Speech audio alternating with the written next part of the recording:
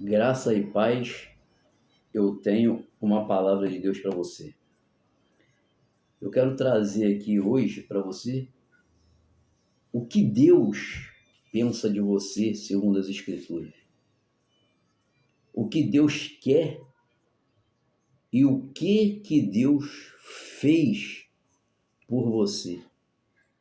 Qual o valor que você tem para Deus, não importa em que situação você esteja de distância dele, afundado no maior dos pecados que você acha imperdoáveis, mas eu quero aqui mostrar para você qual o valor que você tem para Deus.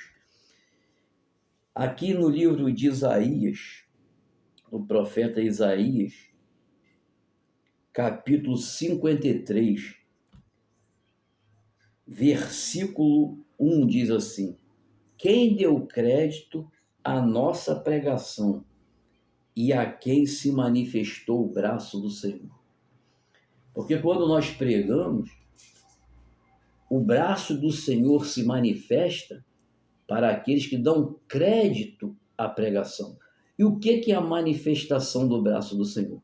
A manifestação do braço do Senhor é a manifestação do impossível, é a manifestação do sobrenatural na vida das pessoas, naquilo que só Deus pode fazer e o homem, nenhum homem pode fazer, embora o ser humano possa ter até muita misericórdia e compaixão das pessoas, mas ele é limitado em resolver os problemas das outras pessoas e de si próprio, né? Mas quando você dá crédito à pregação, então o braço do Senhor se manifesta na sua vida. Olha o que diz aqui no 2. Porque foi subindo como renovo perante ele, e como raiz de uma terra seca, não tinha parecer nem formosura, e olhando nós para ele, nenhuma beleza víamos para que o desejássemos. Era desprezado e o mais indigno entre os homens, homem de dores, experimentado nos trabalhos, e como um de quem os homens escondiam o rosto, era desprezado e não fizemos dele caso algum. Você veja bem, aqui está falando de Jesus. Na época na qual Jesus aqui no mundo veio para sofrer. Mas isso tudo que aconteceu com ele, está falando aqui que a gente olhava para ele e não via nenhuma beleza, não via nada que pudesse desejar. Por quê? Porque ele era desprezado. Quem quer ser desprezado? Se você almeja o desprezo dos outros, é claro que nós, pessoas estão procurando sucesso. E não um aparente fracasso, igual Jesus estava passando ali, desprezado. E o mais indigno. Quer dizer, Jesus estava tido como o mais indigno dos homens. Quer dizer, que não tinha valor nenhum. Aí diz aqui, homem de dores, experimentado nos trabalhos. Jesus não tinha boa vida, vida mansa. E como quem os homens escondiam o rosto. Quer dizer, como as pessoas passam por um mendigo todo sujo na rua e olham para o outro lado, é assim que eles estavam fazendo com Jesus. E não fizemos dele caso algum. Quer dizer, o que esse cara tem para acrescentar? Nada, tá aí desprezado, humilhado, homem de dores, experimentado nos trabalhos, quer dizer, não era vida mansa. Mas aqui no 4 diz, verdadeiramente, ele tomou sobre si as nossas enfermidades e as nossas dores levou sobre si. E nós o reputávamos por aflito, ferido de Deus e oprimido. O que está escrito aqui? Ó? O que quer dizer isso? Que o que ele passou tudo isso, todo esse desprezo, toda essa humilhação, ele estava levando aquilo no nosso lugar, aquilo que nós deveríamos passar. E ele também levou sobre si as nossas enfermidades. Mas aqueles que olhavam para ele diziam que ele era, nós o reputamos por aflito, ferido de Deus e oprimido. Quer dizer, como se ele estivesse sendo castigado por Deus, entendeu? Pelos seus erros. Muitos, às vezes, apontando o dedo para as pessoas, dizendo, não, se você sofre isso ou aquilo, é porque você está sendo castigado por Deus, Deus está pesando a mão em você. Não entendiam nada, era isso que eles estavam falando de Jesus.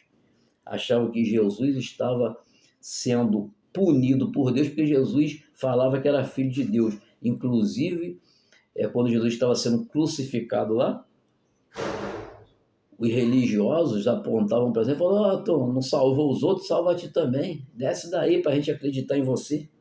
Você não disse que era filho de Deus? Então Jesus sofreu todo esse processo por causa de quem? De mim e de você. Mas aqui no 5 diz, mas ele foi ferido pelas nossas transgressões e moído pelas nossas iniquidades. O castigo que nos traz a paz estava sobre ele, e pelas suas pisaduras fomos sarados. Olha só, ele foi ferido por causa de nós. Toda essa humilhação, toda essa dor foi por causa de nós. Para que então, crendo nele, o castigo que viria sobre mim, ele já pagou, ele já levou.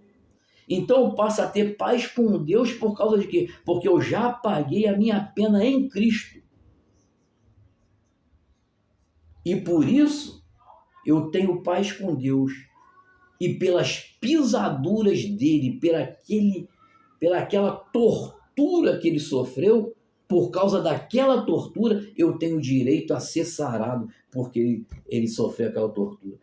E o que me dá esse direito? A fé. Pura e simplesmente a fé naquilo que ele fez. E aqui no 6. Todos nós andávamos desgarrados como ovelhas. Cada um se desviava pelo seu caminho. Mas o Senhor fez cair sobre ele a iniquidade de nós todos. Olha só. Se você hoje está desgarrado, se você hoje está andando por caminhos errados, Deus já fez cair sobre Jesus todo o seu pecado. Deus já fez cair sobre Jesus toda a sua dívida. Por quê? Aqui no 7 diz, ele foi oprimido, mas não abriu a boca. Como um cordeiro foi levado ao matadouro, e como ovelha muda perante os seus tosqueadores, ele não abriu a boca. Por que ele fez isso? Porque ele não estava sofrendo por ele estava sofrendo por nós. E ele estava pagando um preço legítimo, não por causa dos pecados dele, mas um preço legítimo por causa do meu e do seu pecado. Então ele estava sendo punido como que punido justamente, mas não era por causa do pecado dele, era por causa dos nossos pecados. Então ele estava pagando a nossa dívida, a dívida que de fato nós tínhamos por justiça que pagar. Mas como nós não conseguíamos pagar, ele veio e pagou. Então ele ficou mudo, sofrendo ali, quietinho, porque era o preço que ele estava pagando por nós. Olha que maravilha, olha que preço. Olha só no versículo 8, da opressão e do juízo foi tirado. E quem contará o tempo da sua vida? Porquanto foi cortado da terra dos viventes, e pela transgressão do meu povo foi ele atingido. Quer dizer, Jesus pagou o preço pela transgressão do povo. da minha transgressão, da sua transgressão. E puseram, no 9, versículo 9, e puseram a sua sepultura com os ímpios e com o rico na sua morte, porquanto nunca fez injustiça, nem houve engano na sua boca. Quer dizer, todo o sofrimento que ele teve não foi nada por causa das coisas que ele fez, e sim por causa das nossas. Mas olha só, o amor de Deus tão grande, o que ele fez para resgatar a mim e a você. Todavia o Senhor agradou moê-lo, fazendo-o enfermar, quando a sua alma se puser por expiação do pecado. Verá a sua posteridade, prolongará os dias, e o bom prazer do Senhor prosperará na sua mão. Todavia o Senhor agradou moê-lo. Por que Deus se agradou de moer o seu próprio filho com tanta tortura e com tanto sofrimento? Porque naquele momento ele estava sendo moído por causa de nós. Então Deus se agradou que ele, a partir daquele sacrifício, a partir daquele preço pago, nós teríamos direito a sermos feitos filhos de Deus por causa do sangue de Jesus, por causa do sacrifício de Jesus. Porque quando Jesus morreu e pagou o preço por nós, estava morrendo um filho e nascendo bilhões. Porque há mais de 2.000 anos atrás, esse sacrifício foi feito. E de lá para cá, quantos bilhões e bilhões de filhos, por causa dessa morte e deste sacrifício, não foram agregados à família de Deus. Então, ele fez isso para quê? Olha só, todavia o Senhor agradou morrer, fazendo enfermar, quando a sua alma se puser por expiação do pecado. A alma de Jesus serviu como expiação dos nossos pecados, como limpeza dos nossos pecados, purificação dos nossos pecados. Então verá a sua posteridade, prolongará os dias, e o bom prazer do Senhor prosperará nas suas mãos. Por causa disso, Jesus nos resgatou, prolongou a sua eternidade, e o bom prazer do Senhor prosperará na sua mão. Quer dizer, o prazer do Senhor de ter filhos, bilhões e bilhões de filhos, prosperou na mão através do sacrifício do Senhor Jesus. Agora no 11, o trabalho da sua mão ele verá. Jesus está vendo hoje o trabalho que ele fez há mais de 2.000 anos atrás. Ele está vendo o trabalho hoje de ter me resgatado, de ter resgatado a milhares e bilhares e bilhões de pessoas, e milhões de pessoas, entre qual deles está eu e está você? E se você ainda não foi resgatado, você tem que saber desse preço que foi pago. É hoje o dia de você ser resgatado por causa deste sacrifício. Basta você tão somente crer na nossa pregação para que o braço do Senhor se manifeste em seu favor. O trabalho da sua mão ele verá e ficará satisfeito. Quanto satisfeito está Jesus hoje de ver o trabalho dele como prosperou? Com o seu conhecimento, o meu servo, o justo, justificará muitos, porque as iniquidades deles levou sobre si. Por que não fala justificar todos e justificar muitos? Porque justificados serão diante de Deus pelo sacrifício de Jesus aqueles que tão somente confiarem neste sacrifício, tão somente confiarem no que ele fez, colocar a sua fé tão somente nele. O que me faz seguro para eu andar? Quer eu tontei para a direita, quer eu vá para a esquerda em qualquer momento da minha vida. O que me dá a segurança desta vida eterna? Pura e simplesmente o sacrifício de Jesus. A fé do que Jesus fez é suficiente para me purificar e para me justificar. Por isso que a palavra de Deus diz: justificado pela fé, temos paz com Deus por meio do nosso Senhor e Salvador Jesus Cristo. Como diz aqui, porque a iniquidade deles levou sobre si. O meu pecado e o seu pecado, se eu crer em Jesus, ele já levou.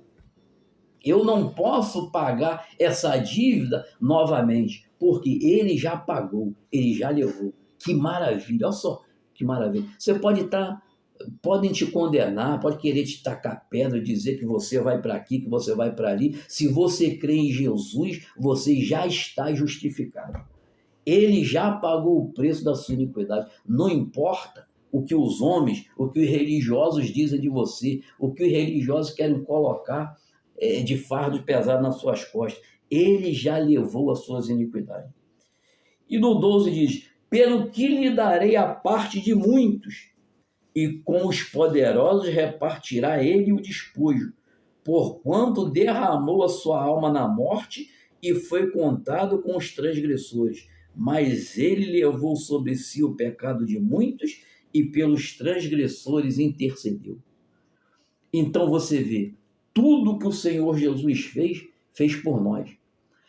E você vê, o amor de Deus é tão grande que ele não poupou o seu filho. Você vê, para nos resgatar, você vê o amor de Deus. Então, como que alguém pode dizer que Deus vai te lançar no inferno, que Deus vai te destruir, que você, colocando um monte de coisas para querer dizer que você vai ser condenado? Você vê só, Deus não poupou o seu filho. Aquele que mais quer te salvar é o próprio Deus. Deu o seu próprio filho para isso. Sacrificou o seu próprio filho. Fez o filho ser humilhado, ser moído, por causa de mim, por causa de você. Você olha, que amor é esse? O que ele não faz por você? Tão somente você precisa reconhecer este sacrifício e se achegar a Deus por meio de Jesus Cristo. Se você pedir a Deus em nome de Jesus perdão dos seus pecados, isso já era. Você já é transportado do império das trevas para o reino do Filho do seu amor, para o reino da luz, para o reino de Deus. É tão somente você abrir a sua boca e pedir a Deus a misericórdia, que com certeza ele fará isso por você, porque ele já fez no passado por Jesus Cristo. Só falta você fazer o quê? Tomar a sua posição, não aceitar que nada diga que para você não tem jeito, para você não tem saída, que os seus pecados são grandes demais. Não, Deus está de braços abertos, esperando que você venha, porque o prazer dele é te restaurar e te agregar à família dele por meio de Jesus Cristo. Vamos aqui em Romanos capítulo 8, versículo 31, que fala até melhor aqui. Olha só o que diz. Romanos 8, capítulo 8, versículo 31. Agora, depois que eu te falei tudo isso, olha só o que está dizendo aqui. Que diremos, pois, à vista dessas coisas? Se Deus é por nós, quem será contra nós? Não tem ninguém que pode te condenar. À vista de tudo isso que Deus fez para você, pagou esse preço, deu seu próprio filho para sangrar por você, para sofrer, para ser torturado por você. Alguém pode te acusar? Não, não aceite a acusação de ninguém. Porque se ele fez isso à vista dessas coisas, o que diremos à vista dessas coisas? Se Deus é por nós, se Deus fez isso por mim, quem é o outro para dizer que eu não posso isso, que eu não posso aquilo? Que eu vou para o inferno, que eu vou para aqui, que eu vou para ali? Quem é que pode dizer? aqui no 32, aquele que nem mesmo a seu próprio filho poupou, antes o entregou por todos nós, como não nos dará também com ele todas as coisas? Quer dizer, se Deus pagou o maior dos preços e não poupou o seu filho e entregou ele para ser morto por nós, como que ele não nos dará juntamente com ele? Quando Jesus está na minha vida, por que ele não dá juntamente com ele todas as outras coisas? Eu tenho direito a todas as coisas se Jesus estiver na minha vida. Aí, aqui no 33 fala, quem tentará acusação contra os escolhidos de Deus? É Deus quem o justifica.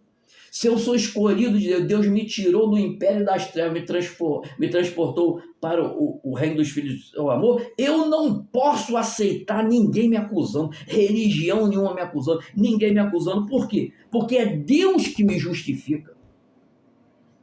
Não é homem, não é religião,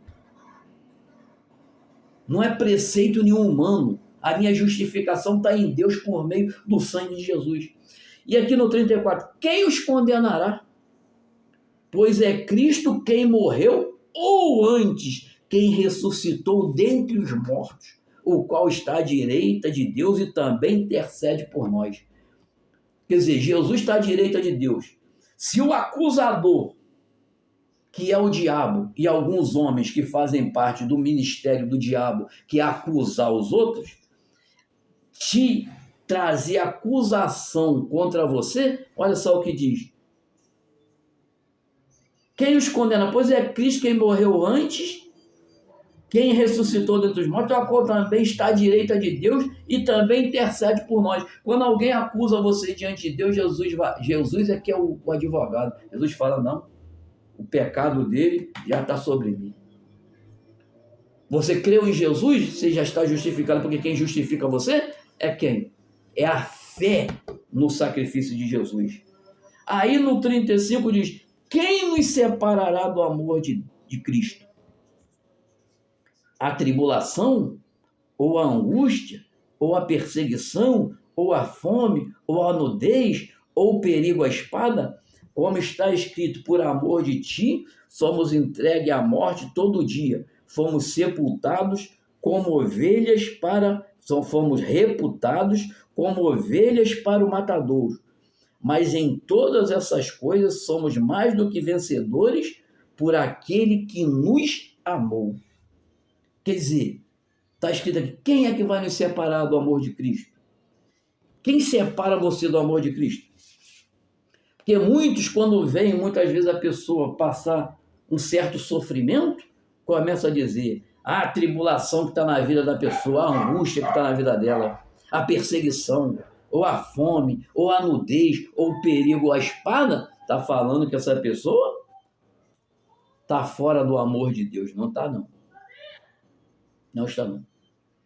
Se você tem a sua fé em Jesus Cristo, ainda que você esteja passando um período de dificuldade, essa dificuldade é para te ajudar, para muitas vezes te disciplinar para que você ande pelo caminho certo. Porque, como diz aqui no 36, como está escrito, por amor de ti somos entregues à morte todo dia. Todo dia fomos reputados como ovelhas para o matador. Muitas vezes a gente sofre algumas perseguições na nossa vida, sofre muitas vezes alguns dissabores, por causa de quê? Por causa do amor a Deus. Porque nós deixamos o império das trevas e fomos transportados para o reino do Filho de Deus. Então, os das trevas, muitas vezes, usado pelo imperador de lá, vem a nos perseguir. Mas a nossa recompensa é certa. Olha o que diz aqui no 38. Porque estou certo de que nem a morte, nem a vida, nem anjos, nem principados, nem potestade, nem o presente, nem o porvir, nem a altura, nem a profundidade, nem alguma criatura nos poderá separar do amor de Deus que está em Cristo Jesus, nosso Senhor. Tudo. Não há nada que pode te separar do amor de Deus. Mas a única ligação que faz de você com Deus e que nada pode se separar é quem? O amor de Deus que está em Cristo Jesus, nosso Senhor. Se você recebeu Jesus na sua vida, você confessou Jesus como Salvador e você crê neste sacrifício, você crê no Senhor Jesus, então o amor de Deus está sobre você. E não tem nada, nada. Deixa bem claro, nem os anjos, nem se chegar um anjo e dizer para você que Deus não é contigo por causa disso ou daquilo, é mentira. Porque nada, se você crê em Jesus, nada pode te separar do amor de Deus. Porque esse amor de Deus é derramado no nosso coração pelo Espírito Santo que nos foi otorgado àqueles que têm Jesus na sua vida, que reconhecem Jesus como Senhor e Salvador. Então, se você pensa que a sua vida pode estar destruída, se você sofre acusações do maligno que para você não tem jeito, eu digo uma coisa para você, aqui está escrito na palavra de Deus, nas escrituras sagradas, que se Jesus estiver na sua, você receber Jesus, você mergulha no amor de Deus e nada vai te separar desse amor.